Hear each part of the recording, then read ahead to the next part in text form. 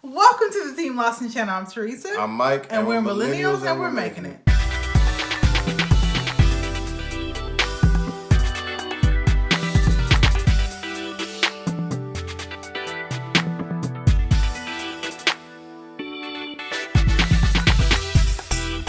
On our channel, we discuss all things that meet within the intersection of millennial marriage and special needs parenting. We want to create a community that's both inclusive and encouraging. So go ahead and hit that subscription button and you can help us reach our goal of making it to 1,000 subscribers. Also, don't forget to smash that like button so you can let the algorithm know you think we're awesome.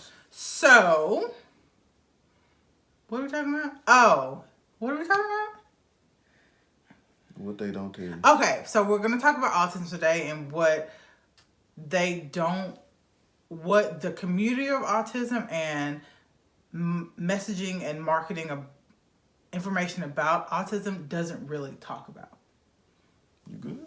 I'm good. I'm good.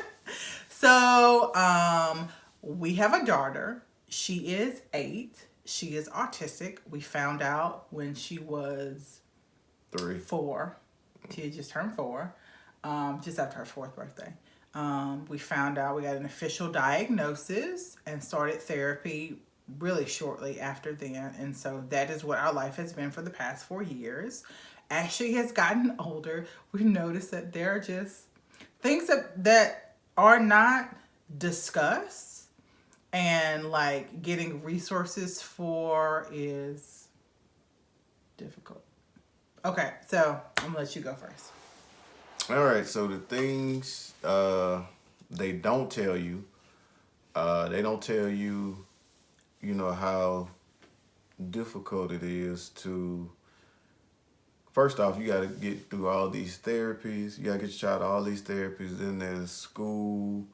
Then there's teaching independence. And then there's making sure they retain what you taught them. They don't tell you these things, how you have to get up every morning, and on top of school, you have to take these kids to, OT and ABA therapy. That can be tough sometimes because some mornings you don't want to get out of the bed, but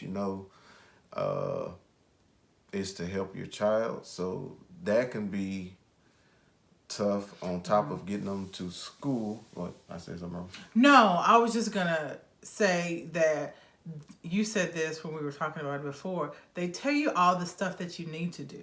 Yeah, they tell you. Yeah, I was getting that. They tell you all this. I was gonna say that. Oh, they tell you all the stuff.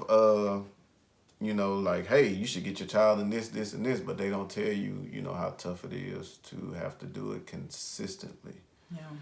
Then when it comes to learning, like teaching independence, such as you can teach you to brush your teeth or putting on a shirt, putting on shoes. You have to constantly teach your child these, tools for life, because if you don't consistently teach them that, they lose it. You know what I'm saying? And I mean, it's not as hard as it was to teach them the first time, but you have to teach them over again. Like, parenting is hard. And like, we're still in the age and stage where we have to teach our kid how to human, right? And autism sometimes makes that more difficult to like teach her how to do just normal everyday things that a lot of times kids pick up. And so we are oftentimes not just parents, but also therapists and caregivers. And we be tired because it's hard. It is really hard. We have help, and we've gotten some help. We have a new caregiver now for Macy. She is lovely. And so we'll be working with her to help Macy, and so that's another person to kind of take the weight off our shoulders for a few hours. But it's not Macy. Macy's not hard. She's actually a particularly easy kid. Don't do my baby like that. She is a well-mannered, well-adjusted child. I didn't say she wasn't. But like, she have her days. She is autistic, and so there are certain things that are just harder for her to pick up. My baby is not particularly coordinated, and so literally it's not just teaching her how to brush her teeth, but teaching her like turning the tooth, like it's just And it gets hard. It gets hard, and it kind of wears on you, I think, because there's not a break from it. Like with parenting, like you don't really get a break from being a parent, right? But add on to that the struggle of raising an autistic child in a world that is better, but not that great. If the world was better, it would be easier, but whatever. What was the thing I was going to say? Oh, so one thing that is not talked about is how services dry up for autistic kids. So when you are first diagnosed, those initial services, speech, OT, ABA, like they're really designed for like 3 through 6, 2 through 6 maybe. Apparently they just stop being autistic when they're 6. No, not what happens. And so we lucked out. We are in the only charter school for autism in our state. In this, are there other charter schools for autism in the South?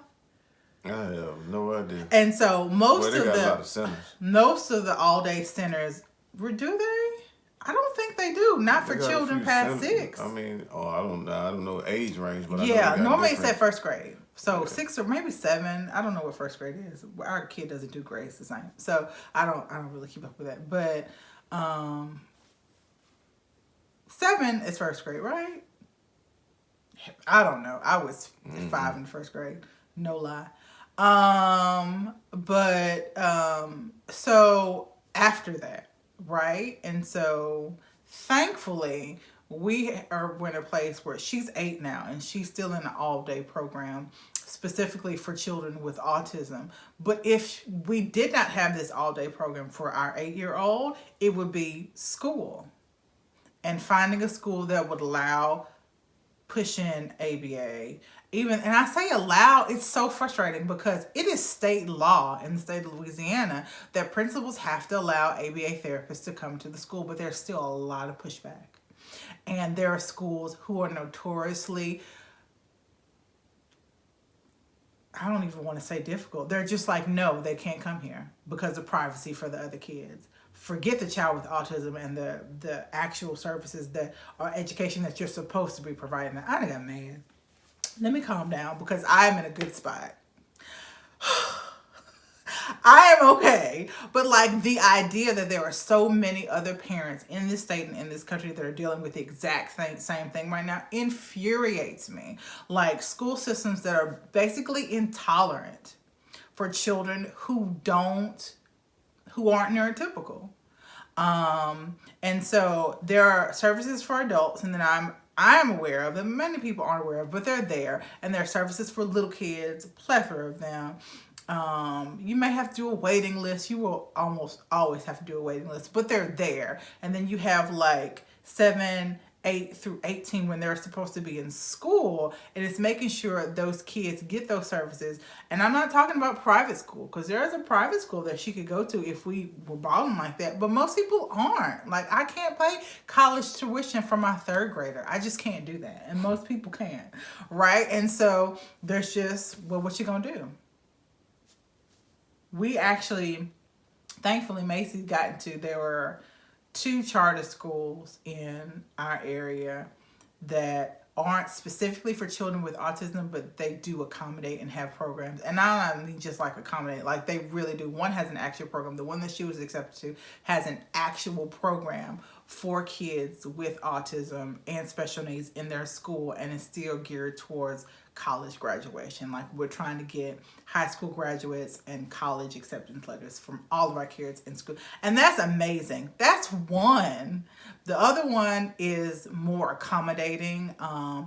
They're just really good at what they do, and they work well with you, and they work with your child, which is also great, right? But that's 2. And we still had to apply and get in. You see what I'm saying? Like, and it's just frustrating to know that as my child gets older, like, we're in that phase where I'm going to have to fight for services that I shouldn't have to fight for. I've been talking too long. You got something else? I'm tired. My nerves done got bad. You still going through what you call it? I'm done. I can go on that all day because it ain't right. It ain't right. But go ahead. No, I ain't got nothing. You don't have nothing else? Okay, so I'll talk about it. It's the P word, puberty. Oh, I ain't think about that. Whew, Lord. So we're getting to the age and stage where we're going to have to start talking to our autistic kid who is still learning how to blow her nose and brush her teeth about lady things. And can I get a resource? Can I get a YouTube page or a blog? Yeah. Can I get a book? I will read a hard copy paperback book that I can check out from the library. So, like, how do I bridge that gap of my child not understanding, not imaginary, what's concrete and conceptual things? What conceptual lessons? What I can talk to about is limited. What? No, I'm just saying, like, in that area, like, you said lady things. I said it's no, you are her father. And no, I know. I'm going to talk to her about stuff. Explain all lady things to her, too. Okay.